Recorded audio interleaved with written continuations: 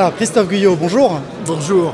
Alors l'endurance, le championnat du monde d'endurance sans le GMT, honnêtement, foi de motonette, c'est pas tout à fait un championnat du monde d'endurance. Est-ce qu'on va vous revoir bientôt? Non, mais ça c'est impossible. Parce que, encore une fois, il faut comprendre l'histoire de notre nouveau challenge. On veut montrer que tout est possible.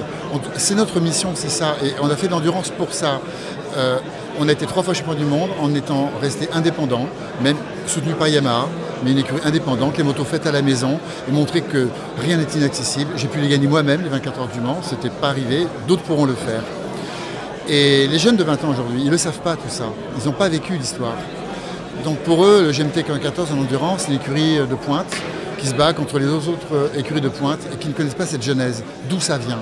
Donc il faut le recréer pour eux, pour les jeunes, pour leur redonner de l'envie, de l'espoir. En mondial super sport. En mondial super sport, donc on recrée un projet, on se remet en danger, on est parti avant-dernier, on aurait préféré partir mieux que ça, pour être honnête. Mais assumons-le et on sort tous les manches et on se battra jusqu'au titre de champion du monde.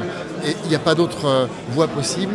Et si on veut démontrer que tout est possible, qu'il y a aussi des structures pour accueillir les jeunes sans qu'ils aient d'argent à amener, sans que dans tout le système auquel on est rentré aujourd'hui, sans dénigrer les autres, parce que c'est grâce à la manière dont je m'y prends, des partenaires qui me suivent, qu'on peut mettre en place un système qui permet de payer les pilotes, de les accueillir, de choisir le talent pur, et puis de permettre de donner du temps à un jeune. Parce que quand vous prenez un jeune de 20 ans, on sait qu'il faudra 1 an ou 2 avant d'être champion du monde. Et c'est pour ça que personne n'en prend plus, parce qu'on est dans un monde où tout doit aller vite, très vite, il faut gagner maintenant. Quand tu n'as pas gagné au bout de 2 courses, alors qu'est-ce que vous faites? Avec Corentin, on prendra le temps qu'il faudra, mais on gagnera. Et alors vous avez donc annoncé récemment qu'en complément, en renfort de Corentin Perolari, vous aviez annoncé l'arrivée de Jules Cluzel dans l'équipe. Mais on parle de jeunes, mais la jeunesse se construit avec l'expérience.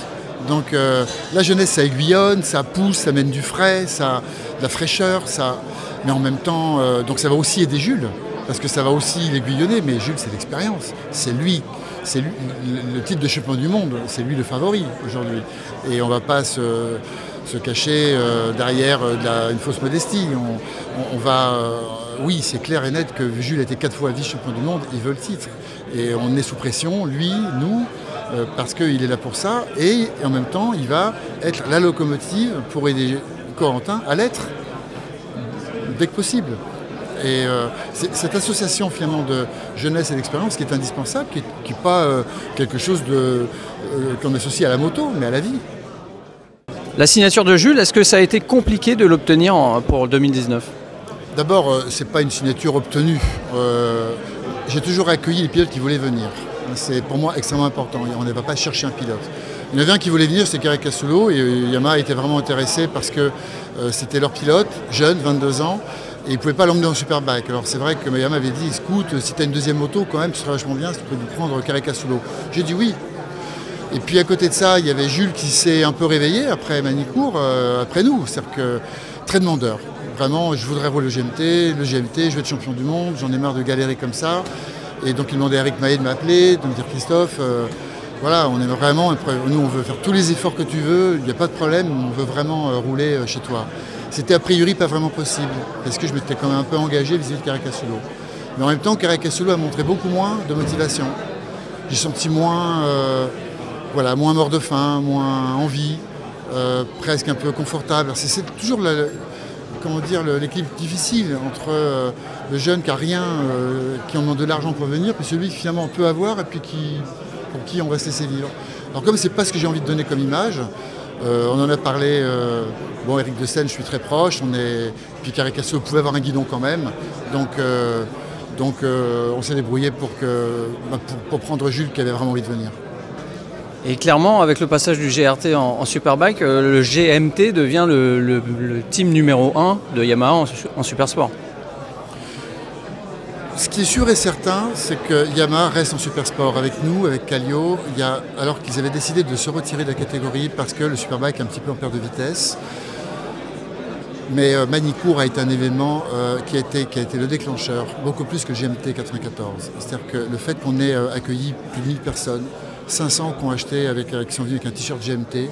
Là, ça a vraiment, je crois, séduit Yamaha, convaincu que le Superbike, le Supersport, ça peut rebondir très fort dès lors qu'on apporte du rêve aux gens, qu'ils ont accès au paddock, que c'est pas trop cher, qu'ils sont accueillis.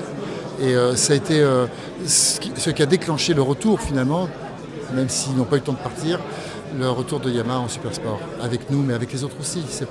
On n'est pas exclusif, on ne demande pas l'exclusivité de quoi que ce soit.